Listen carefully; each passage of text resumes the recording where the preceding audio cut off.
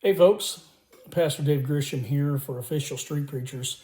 And being as I have an expertise and a background in security, I wanted to start a series of home protection or home security series. And basically what I want to do is I want to give you the basics of how to protect and defend your home. As we get into this more sinful world, things are going to get worse both spiritually and physically. So I want to talk about physical security as well as spiritual security. So you can always go back on our YouTube channel here, on Official Street Preachers YouTube channel, and you can go back and you can review these lessons on home security so that you can go back and maybe make some improvements to your home security. And you can watch these things in a series and understand a lot of the things that you need to know. Now, of course, I worked at a nuclear weapons facility, and so I practiced fixed site security for 26 years on a particular place. And so we had a lot of locks, we had a lot of cameras, we had a lot of guns, we had a lot of all kinds of things to protect that facility. And I'm going to take some of that knowledge and give it to you today. And this is going to be part one in a series, and I'm not sure how many parts there are going to be.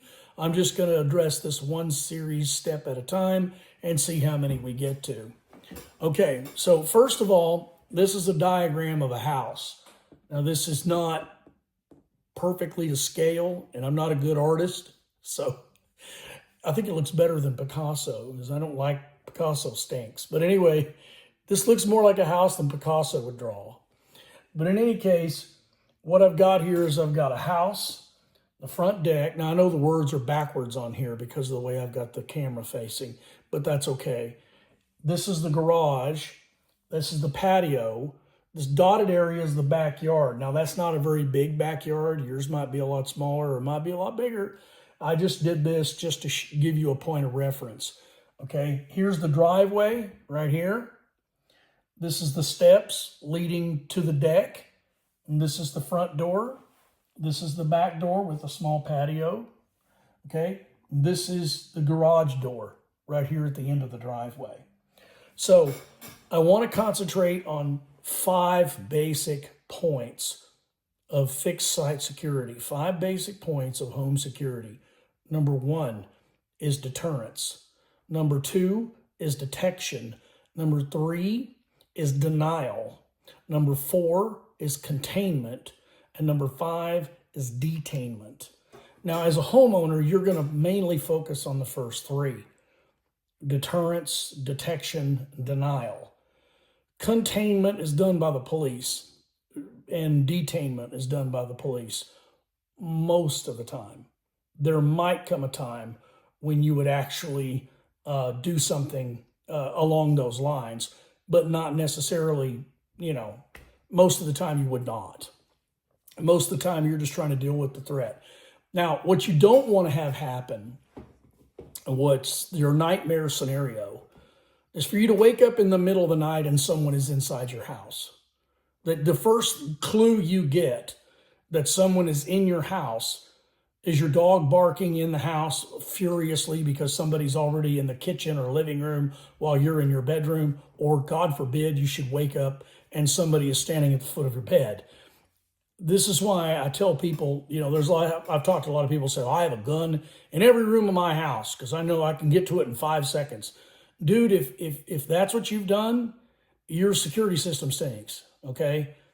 You should never let anyone sneak up on you in your own backyard. Okay, so let's talk about the first one first, okay? Deterrence. Now, I've got something right here. Let me show you this. This is a security sign. I know you can't really read it. It's because it's backwards. But I'm going to read you. It says, security alert, 24-hour video surveillance, private property, all activities are monitored. This is just a sign to let someone know that the property is under 24-hour video surveillance. They're being watched, okay? They're being watched. And whether you have security cameras or not, or even real ones, you can buy fake ones and put those up too. And sometimes people combine fake ones with real ones, so you can't tell the difference of which is which. and that provides a greater level of deterrence. But a signage is strictly deterrence. Like if you have a dog, a big dog, and it says, warning, dog, that kind of thing, then you are basically deterring someone from coming over the fence or messing with your property.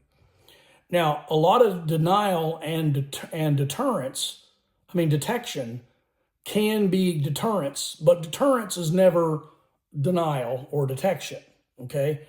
So deterrence is simply deterring somebody from doing something. You present a target that looks too risky. You present your home looks too tough. It looks too locked down. It looks too dangerous. There's too much chance of you getting caught or shot, and so basically deterrence just keeps people away. That is avoiding the fight, and that is the best way to handle it. Your deterrence should be very, very strong. When I was in law enforcement, we had several different layers on the hierarchy of the force continuum.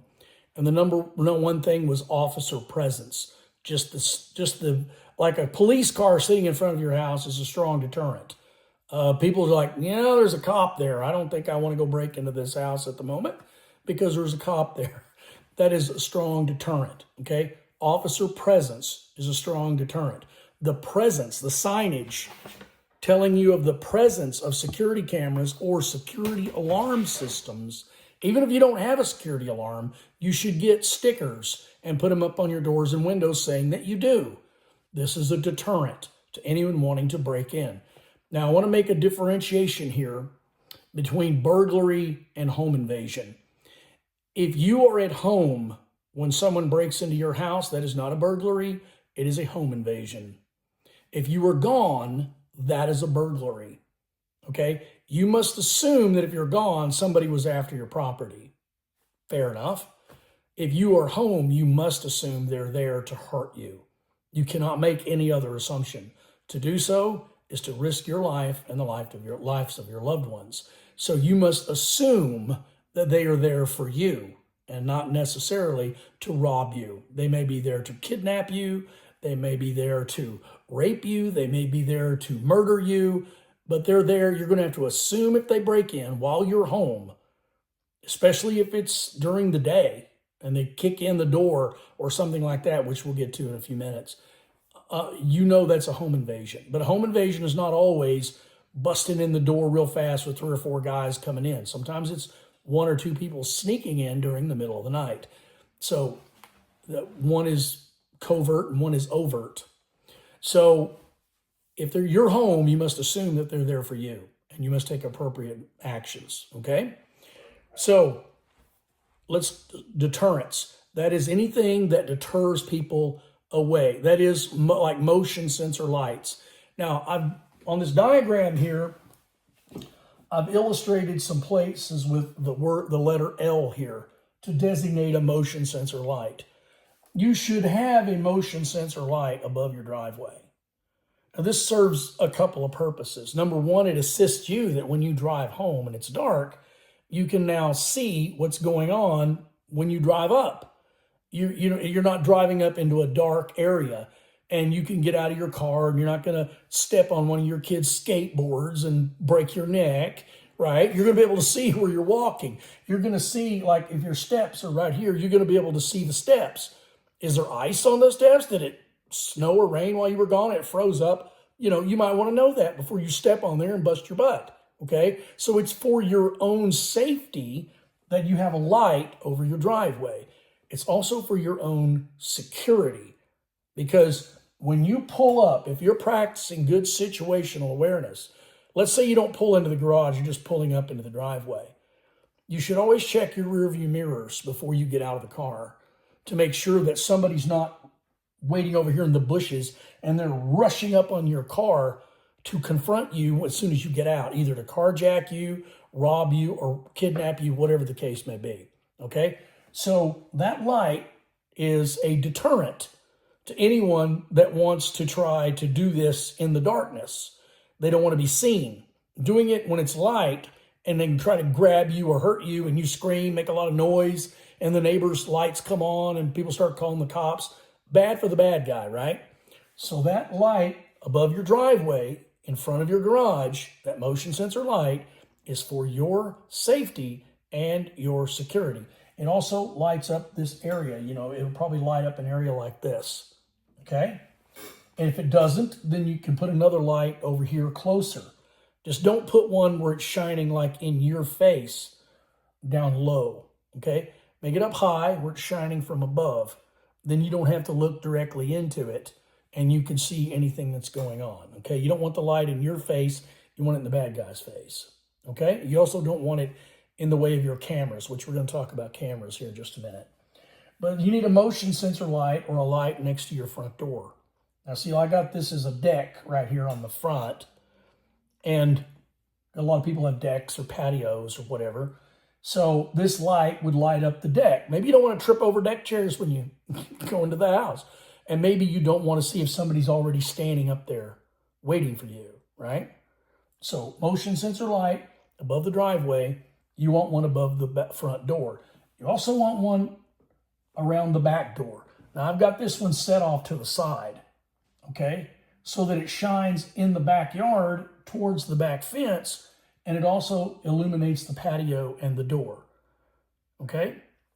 So position these things strategically so that you cover as much area, but you want to make sure you cover your entry points with a light. And motion sensor lights are really good because they come on when they detect motion. If you're in the house and you happen to be getting ready for bed and you see the motion sensor light go on, the window lights up because you see the light going outside, you can just kind of look on your security cameras and see what's going on out there, right? Okay. So that's a deterrent. Lights are a deterrent. They don't stop anybody. It's not a denial. And they do detect you, but they don't necessarily report that to you. Now, if you get a Ring system that does have a light with a camera on it and it notifies you on your phone, that's a different thing. It can be deterrence and it can be detection at the same time. That depends on you. How much money do you want to spend? Okay. I tend to break my things up into cheaper elements and then I have redundancies so they overlap. So if one system fails, another one picks it up. Okay. I'll explain that to you here in a minute. All right. So, and here we have a light here on the corner of the house. That's to light the front yard up over here. If somebody wants to come up the side of the house, they're going to trip this motion sensor light right here. Okay. So you got a light also right on this side. So if somebody wants to come up, now ideally you would want your fence. Sometimes a fence goes out like this from the back of the house. Sometimes on this side, I've got it drawn where it goes right to the corner. Ideally, you'd want to take it over all the way over to the property line and run it down to the front of the house. That would be more secure because now you've got a fence encompassing 3/4 of your house, okay? So your fencing, your barricades, they're denial. They're a barrier between whatever somebody might want to do and whatever they want to get and them. Okay, so a fence, gates, doors, all that stuff, these are denial. So anyway, make sure you have lights that illuminate the backyard. Make sure you have lights that illuminate the front door, back door, lights that illuminate the driveway, and lights that illuminate darker areas of your house. And they can be motion sensors. So if you want to save energy and they only come on, they've got some really cool ones out now. These are the ones that I use. They're not actually motion sensor fixtures. I had some already, just some regular fixtures where you can put spotlights into, but you can now buy a spotlight. They're about that big around and they're LEDs and they have a motion sensor built right into the middle of them. So you basically just have an ordinary light fixture. You can screw these things in and turn on the power, leave them on, and during the day they don't come on, and at night, boom, now you've got motion sensor lights. And all you did was put in a new light bulb. So check into your options. There's a lot of things you can find on Amazon, a lot of things you can find at Home Depot and Lowe's. Get creative with this stuff, okay? Get creative. The reason I went that route is because I already had those types of light fixtures, And the light fixture, the motion sensor bulbs are not that much more expensive. So I just decided to go with those. And then if those burn out, I just replace them, and I got a new motion sensor as well. Okay, so that's how I've handled mine. But you want lights and you want signage. Now the place to put your signage is on the back fences. Like if you got a sidewalk, so you got a sidewalk running down here, a good place for a sign would be right on the corner of that sidewalk, right there by the alley. So if somebody wants to go up that sidewalk or go in that alley, they're going to see that sign, and it's going to say, this property is under video surveillance. Or it's going to say, this property is protected by an electronic alarm system. You also want to put one on your back gate. I didn't draw a back gate on here. Let's draw a back gate. So you want to put a sign right there on the back gate. You want to make sure there's a sign on the gate. If you have a side gate, over here, side gate for your backyard, you want to put a sign right there. You want to put a sign out here at the end of your driveway. You might want to put a sign right by the steps in the front. So delivery people that go in and out, they can see that they're under video surveillance. Or somebody wants a porch pirate, wants to come up and steal your stuff off the porch, then he can see you're going to catch him on video, okay? So it's strategically place your signage. If you're going to use alarm system stickers, you want one on each window. Make sure it's on the bottom portion of the window, generally in the center or the right-hand side, and make sure it's on each door, front and back, okay? So you want to do that this is deterrence. You want to deter people from messing with your stuff. You do it with signage, you do it with lights, okay? And those are purely deterrents, all right? Purely deterrents. You could have a warning about your dog, like mean dog, don't go in the backyard, beware of dog, that kind of thing. And having a dog in the backyard is a good deterrent. A dog is, okay, there are 3 types of dogs. Let's talk about that for just a second while we're on the subject of the backyard. Okay, there are 3 types of dogs. There's an alarm dog, which is a small dog, like a Chihuahua, or a Pekingese or something like that. And all they can do is bark and sound an alarm. They're not threatening to anybody, okay? They're a little ankle biter. But they're a good alarm.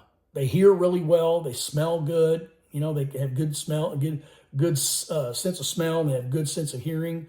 And they will bark at just about anything, okay? So that is a deterrent. A dog can encapsulate deterrence, detection, and denial all in the same package. And that's why people like dogs, okay? Cats are going to sit there and watch somebody steal your stuff. They don't care. As long as they don't get their food bowl stolen, they might attack somebody then. But in any case, and then there's the threat level dog. Number 2 is a threat level. And that's like a Labrador Retriever. It's a big enough dog that you really don't want it to bite you. It can hurt you. And then there are man stoppers. These are dogs you don't want to get attacked by, like German Shepherds, Pit Bulls, Rottweilers, Dobermans, Cane Corso, Bull Mastiffs. These are types of dogs you don't want to get attacked by because they can hurt a man badly or kill him, especially if there's more than one dog. If they get attacked and 2 or 3 of them, it's difficult to defend against without a weapon. Okay, so anyway, a dog in the backyard is a good deterrent. It's good for detection. And it can also be a denial because a lot of people don't like to, and we'll get into dogs later on. I'll do a special video on dogs, and we'll get into that more, and I'll make some breed suggestions and some training suggestions, like on how to poison-proof your dog and things like that, because you need to have your dog, everyone should have their dog poison-proof if you want to work on that. That's a good idea for just anybody, okay? Now, your gates, okay, like I said, you put a sign on your gates, okay? You put a sign anywhere where there's going to be foot traffic that's going to be approaching your property line, okay? Anywhere where there's going to be vehicle traffic, is going to be approaching your property. Okay, you might put one out here on the corner of the deck so people just walking down the sidewalk can see the sign that says you're under video surveillance. Okay, so that's deterrence. Now let's talk about detection. Okay, so while we're talking about video surveillance, we talk about security cameras. This one here is solar powered, wireless. Okay, has night. It'll detect you at night and light up those little things right there. Okay, battery operated. Anyway, so basically you want to strategically place your cameras. And cameras are detection, and they can report to you. Okay, they can give you an alert onto your phone. Like a lot of systems now, like the Ring or Eufees or other systems that are out there, they basically will detect you with a motion sensor, and then they can notify you on your phone. And this can be, you can be anywhere in the world, and you can actually, we have a system like that around our house. We have a number of cameras around our house. I don't ever tell anybody where they are or how many there are, but I'm telling you, we got a bunch of them, and they're all around our property, as well as other types of motion sensors, which I'm going to show you here in a second. So when you put your cameras, now I've represented cameras by an X, okay? You want to make sure that your cameras are up high enough that somebody can't just tamper with them. There's a disadvantage to that, and that it's more difficult to catch people's faces, especially if they wear ball caps. And a lot of criminals know this, so they'll wear a ball cap where they can drop their head down slightly, and that ball cap covers their face from any camera that's looking from above. This is a disadvantage. However, putting it up above gives you a better field of view. But I'll give you some tips here in a second on how you can enhance your camera coverage and still get some more information for what you need to identify people should they try to mess with your property. So on this corner here, I would put a camera, especially if you have a back gate. Let's say, I didn't draw it on there, but let's draw a back gate right there, or a side gate into the front backyard. Okay, right there. You have a side gate going to the backyard. You want to get some video coverage of that, plus the windows on this side of the house, especially if this is a darker area. Now, if there are bushes and trees really close to the house, you need to cut those down. And any place where you do have a bush or a tree that's blocking your view, say from the street, you need the camera coverage on that. Okay, so that, like for instance, I can take my phone and I can literally walk around the outside of my house with my cameras. I can go from camera to camera to camera to camera, and I can see every inch of the outside of my house. I can see other areas of my property too, which I'll get to in a second. But you need to cover all the areas. You'll see, now I put another X here, and because like our backyard is rather big, so we use more than one camera in the backyard. But here I showed I'm using two in this particular illustration, but you can use more than that. In any case, you put a camera up here, and it's looking towards the back door, the patio, and if you get a wide enough field of view and angle it right, you'll also cover this back gate. So with the one camera, you can cover the back gate, the back door, and the patio area right here. Then on this side, right here, I've got an X, and you point it in the other direction. So if somebody comes over the fence right here, you might pick them up on this camera if it's not too much of a distance. If you're outside the motion detector range, then you won't pick them up until they get close enough. But if you have picked up motion on another camera and you turn this camera on, you might catch them coming over the back fence. Then you can record it on your phone. Okay, so you want cameras that crisscross in the backyard. And if it's a big backyard, you might need 3 or 4 cameras just to cover the backyard. Especially, I didn't draw in a storage building, but you might want to cover your storage building if you don't want somebody breaking in your storage building, you know, stealing your lawnmowers and stuff. Some of that stuff gets pretty expensive, or your tools. Tools are expensive.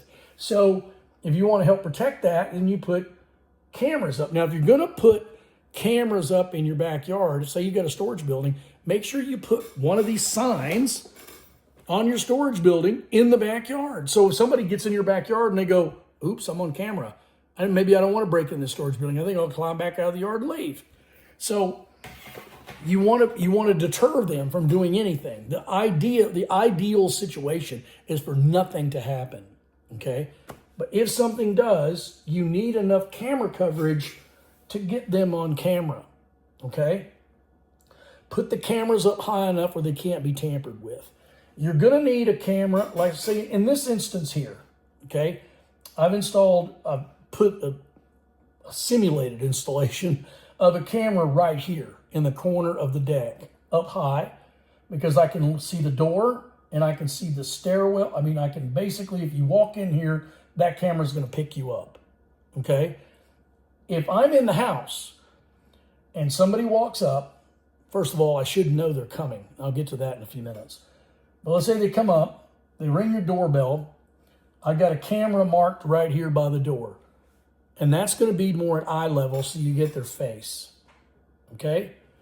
If you go to answer your door and you look at your phone to see who is out there, or maybe you have a camera that puts a screen up on the inside of your house so you can just walk up and look at the screen. You don't even have to look at your phone. Maybe it's one of your kids and they need to look at the screen because they don't have a cell phone.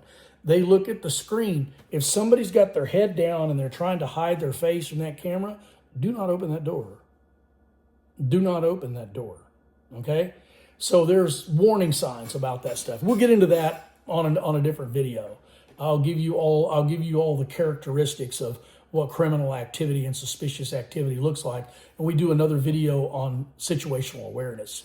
That'll be a later video. I've done one already. I may just copy it and paste it back up on here. I did it on a different channel. So I need to redo that one. In any case, you want a camera down low enough where you can catch their face. But what if somebody's hiding out of sight of that camera off to the side here, right? Well, this camera over here might pick them up. And then you look on your phone, you go, there's one guy at the door, there's three more standing over here where I can't see them. Do you really want to open that door? Probably not, right? You know, you might just talk to them, hey, what do you want? And if you don't have one of these Ring cameras where you can talk to them on your phone out there, you can do an intercom. Intercoms are cheap. They're wireless. You just stick one up out here where they push a button and talk to you. You got one inside the house. You push it on, talk to them, like that. Now, the good thing about the Ring cameras and the Eufys and all of that is you can do this from anywhere in the world. On the internet, you can talk to them from your phone. And you can tell them, well, I'm home right now, but I'm stuck doing something. I can't get to the door. And I'm not going to answer the door. So, you know, just come back later or whatever, you know, or don't come back at all, whatever the case may be. I'm not interested in buying whatever it is you're selling, that kind of thing. In any case, you want a camera that's going to watch the door, any blind side on your door. This is to help prevent home invasions, the type where people want you to open the door so they can push it in and then 3 or 4 guys rush in. You want to prevent that. Now, we'll get to denial in a few minutes. Right now, we're just working with detection. So, you want camera coverage on that door. And it's good to have a backup here like this, looking at it from the other direction. Now, if somebody comes to your back door, that's a big red flag. You generally are going to assume something bad is happening if they're coming to your back door, okay? Unless you have sometimes people have a driveway that goes up the side and they have a back door over here, and people regularly go in and out of the back door. Well, you would treat that like you would the front door, okay? So you want a camera by the front door. You want a motion sensor light by the front door, okay? You want another camera covering blind spots, say on the deck here, that's on the other side of the door. Okay, then you're going to put a camera here that's going to watch your driveway. You want a camera, and this camera too can watch the driveway. This one can watch maybe up close where you park your car. If you park a car right here, you want a camera on it because you want to be able to see if somebody comes up and tampers with your car, with your automobile. Okay, so then you might put a camera here that watches the steps and also sees the end of the driveway. Okay, so strategically place your cameras. Like, say, here's a camera that's looking at this side of the house. Here's 2 cameras watching the backyard. Here's a camera watching this side. Here's a camera here. Now, I don't have a camera here. You might put another camera here that's watching the front yard right out here, especially if you have a window here. Any kid's bedroom, a child's bedroom, should have a camera on those windows. And we'll talk about hardening windows here in a few minutes. I'm going to do a whole video on it. I'm going to just give you a general overview of it today, a little bit about hardening windows and doors and sliding glass doors. But we'll do an entire video on just that.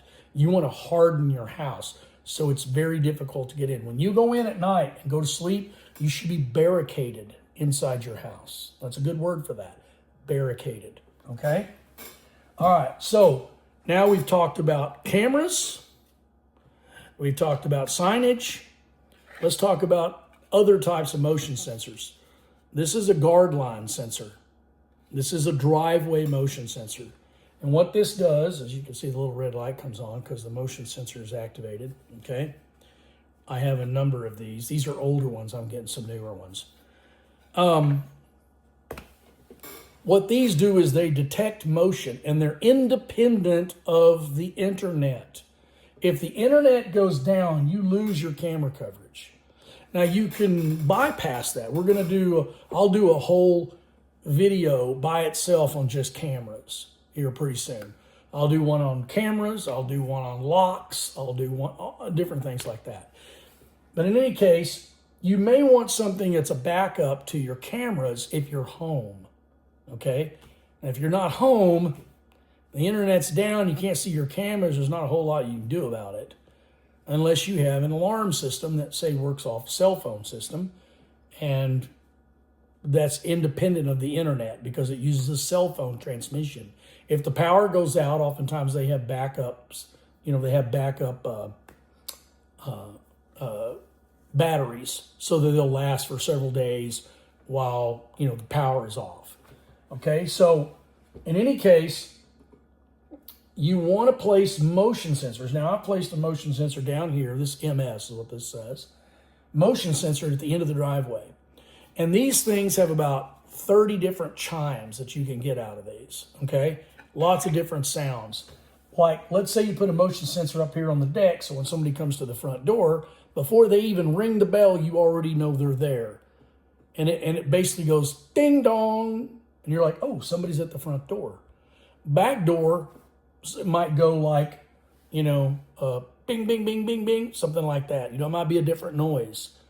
And then on the little panel that you get, it tells you side 1, side 2, side 3, side 4. So normally you start with the north. Whatever the north side is side 1. Let's say this is north. So do side 1, side 2, side 3, side 4. Okay? 1 and 3, front and back, odd. 2 and 4, opposite sides, right? Off to the sides. Okay? So maybe it gives you an alarm that's in zone 1, or, which would tell you it's in the backyard. Or zone 2, zone 3, which would be maybe the front deck or the front yard. Okay? See what I'm saying? So, in any case, you want to put these motion sensors, like now I'm giving you an example here. In the corner of the backyard, what you can do with these motion sensors, these have a narrow beam. It just goes out fairly narrow, okay? So this is to reduce false alarms, because you don't want these stupid things going off all the time. It'll drive you crazy, and then you'll shut it off and it won't do you any good. So what you want to do is, by strategically placing them, you want to minimize your false alarms. So what you do on a backyard is you would elevate it up high enough up on the fence. You want it below the fence top so people don't see it, so they don't try to tamper with it or circumvent it. Say you got a wooden fence. You want it maybe just below the top of the wooden fence, and you want to point it right down the fence line, let's say towards the gate or down along here. And this generally has a range of about 40 feet. 40 feet. If you set it on high, 40 feet. You set it on low, it's like 20 feet. So it depends on where you want it. If it's a tight space, you might set it on 20 feet.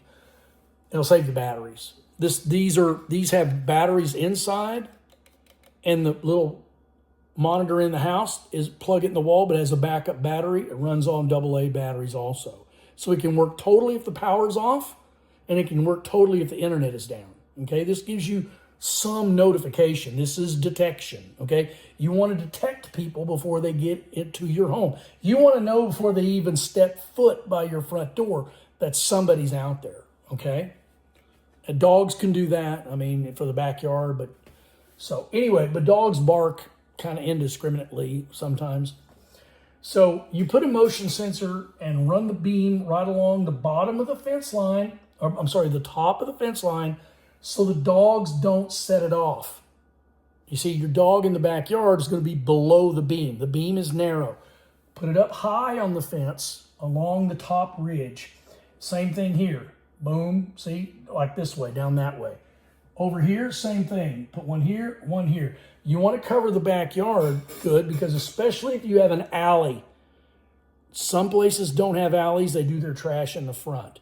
Some places have alleys. Where my area I grew up in, Amarillo, there's a lot of alleys. Okay? Alleys are a weak point. It's a great place to put a dumpster. It's also a great place for a criminal to cruise down in his car or truck and start scoping out the back of your house. Legally drive by the back of your house. They can literally drive by the front and the back. So put your motion sensors near the top of the fence and put the beam going down along the top of the fence on both sides, and then crisscross them. So that would take 4.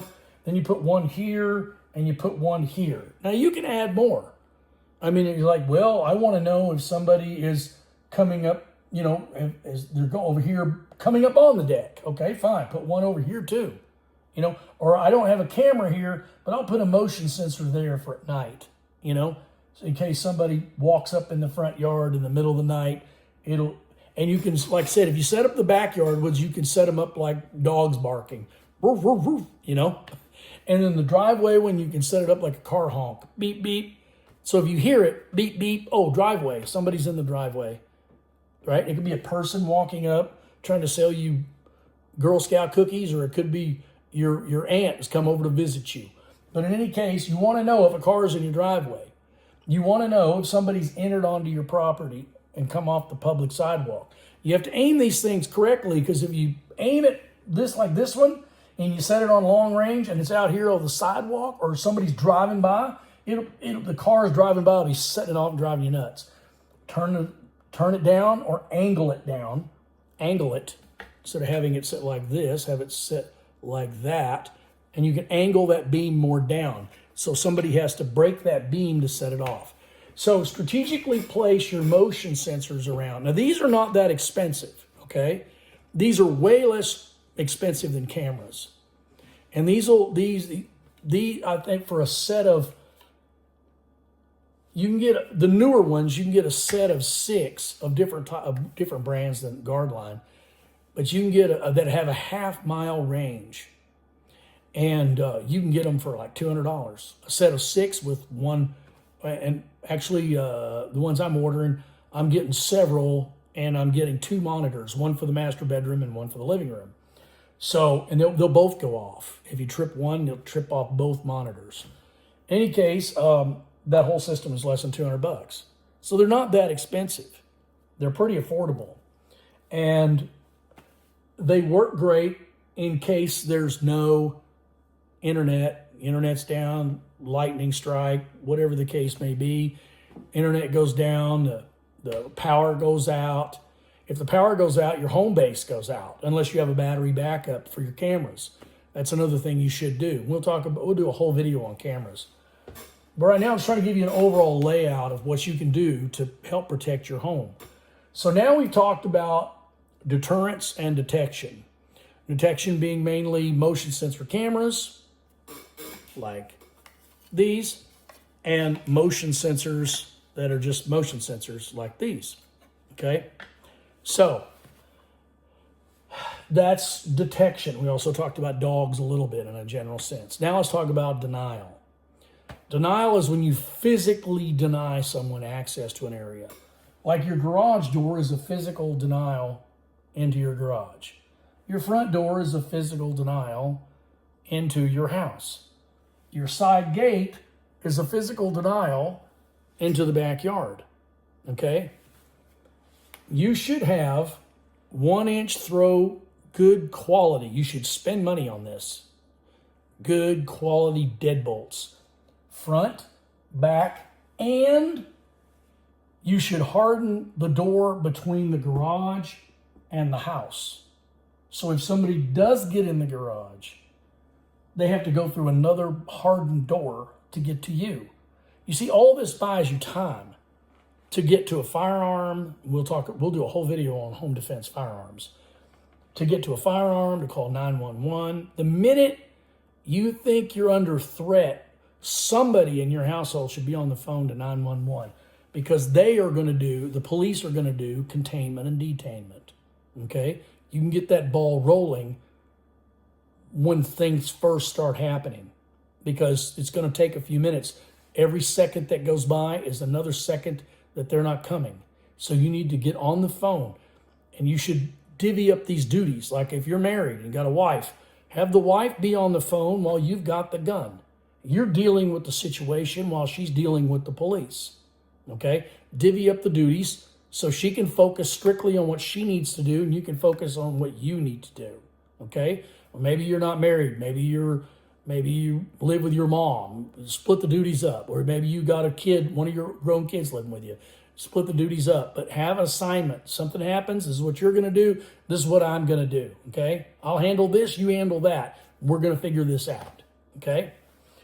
So, denial is deadbolts on all your doors. And, like I said, when you're in the house at night and you're not going to go outside, you need to barricade yourself in the house. I don't have an example with me right now, but there's a thing out there called a door bull.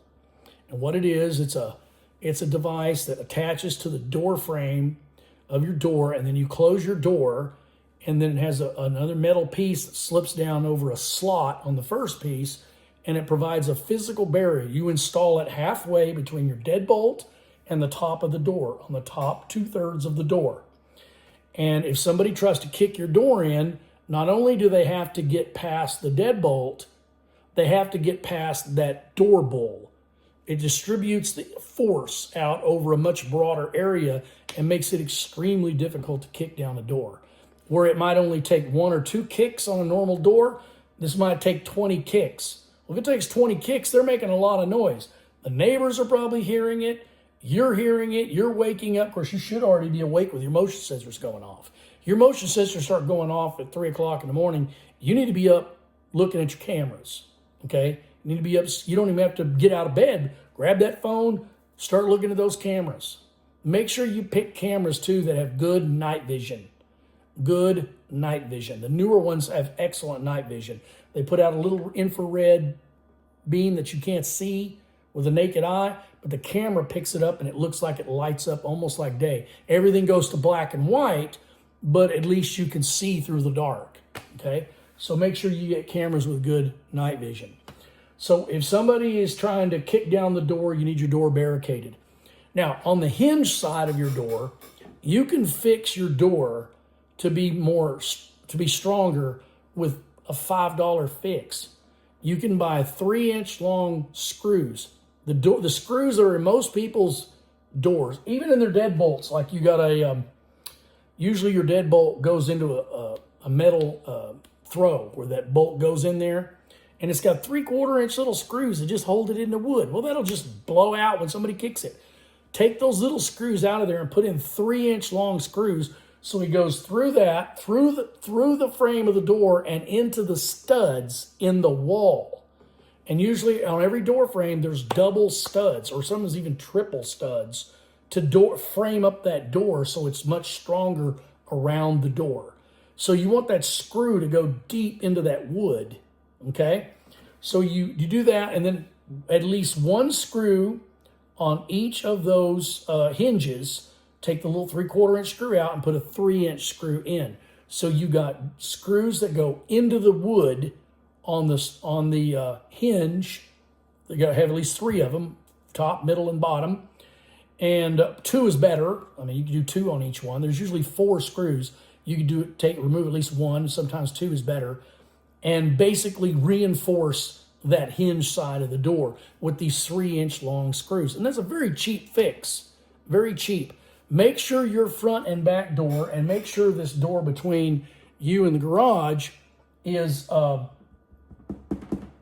outdoor quality. In other words, you want either solid core wood or you want metal, like a solid core with metal clad. If you pick up an exterior door and it's really light, that ain't good enough. Okay, these doors are heavy. They're heavy and they're strong and they're difficult to kick through. If you have a window in the door, you can buy Lexan polycarbonate plexiglass, which you can have custom cut, and then you drill little tiny holes in it about every 1.5 inches along the edges and in the corners, and put this Lexan plexiglass over the window on the outside, and put the screws into the frame that goes where the glass is. And then you won't be able to put a fist through that, or a hammer, or a brick. It will not go through it. It is very tough stuff. So harden the windows on the doors. If you have windows, glass on your doors, harden those up so people cannot put a fist, a foot, an elbow, a bar, a hammer, or a pipe, or even a brick of some sort through it, okay? You want to harden those doors. You want to make sure it takes them a long time to get into the house. Because number one, if they can't get in really quick, they're most likely just going to give up and go away. They're going to go, oh, this is not working. We're going to get busted.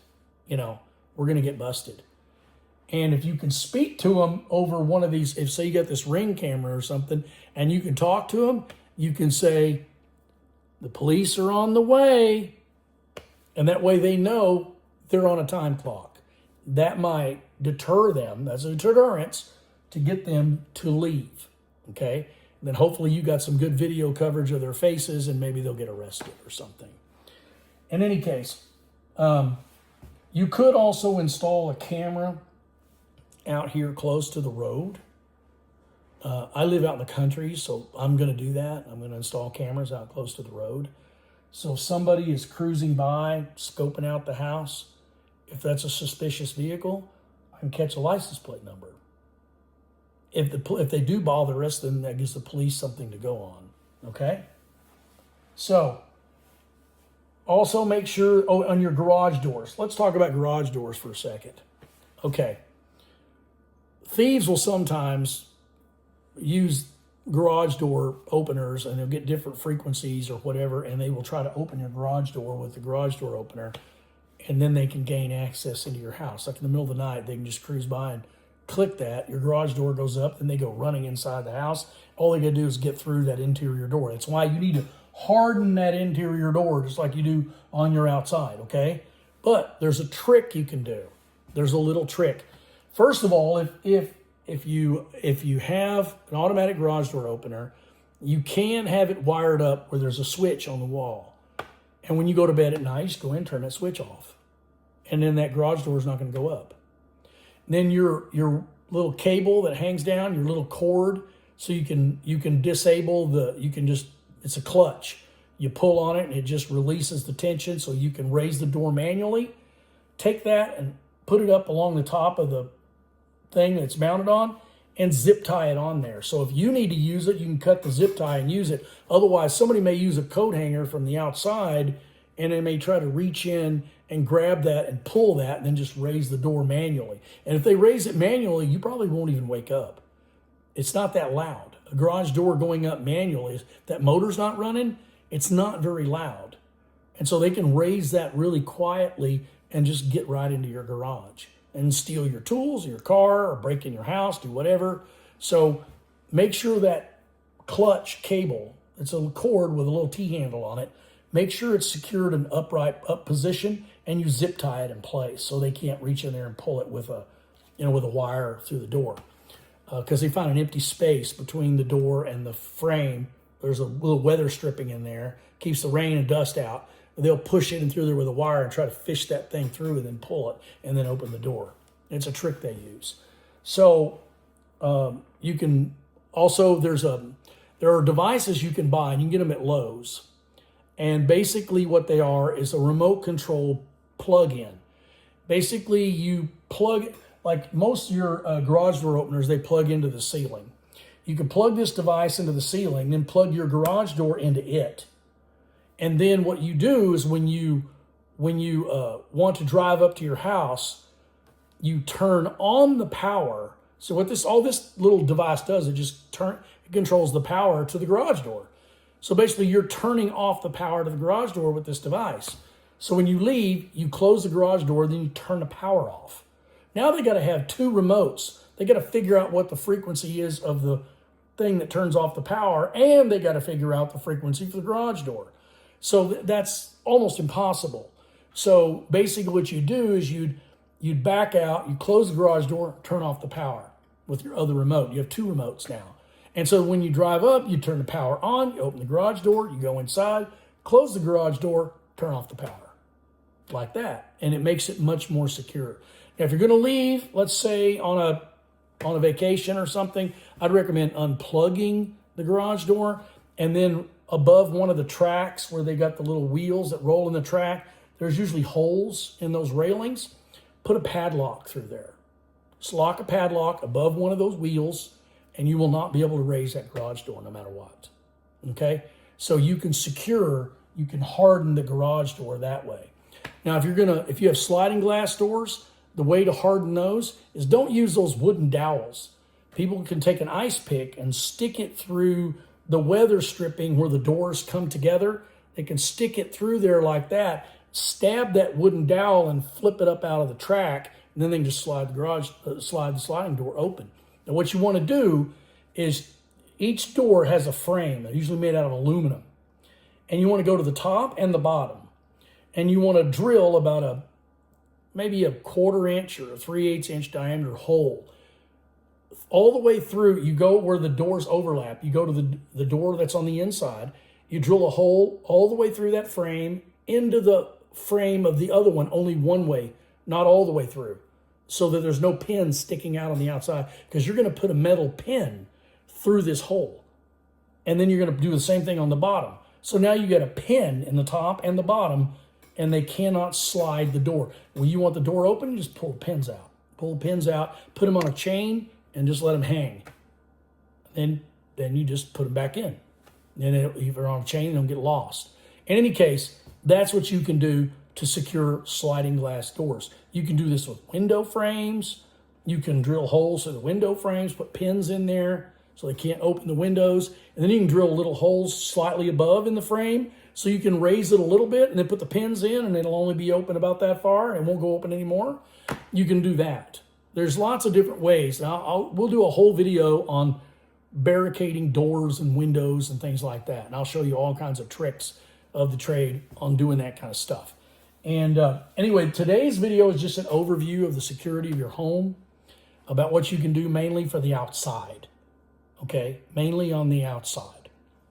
And it involves cameras, motion sensor lights, signage, okay? Maybe a dog, if you have a dog. If you don't like dogs, well, don't get a dog. You can just use electronics, okay? And motion sensor cameras. But you need to do something to secure your home, because we're getting into a time in our history where things are really getting bad in America. So you need to be proactive in terms of home security and not just reactive. Don't wait till you get broke into or you get your home invaded and they scare the snot out of you before you decide to do something, okay? And of course, your ultimate security is in Jesus Christ. As a Christian, I got to tell you that is the very last thing. It is the very foremost thing, is what you should always be saved in Jesus Christ. That's your only real protection from any evil in the world. Anyway, God bless you guys. I hope this information has been helpful. And as I said, this is part 1. I'll make other parts about doors, windows, garages, tool sheds, all that kind of stuff. Okay, and situational awareness, all different kinds of things. Okay, so for personal protection. God bless you guys, and you have a nice day.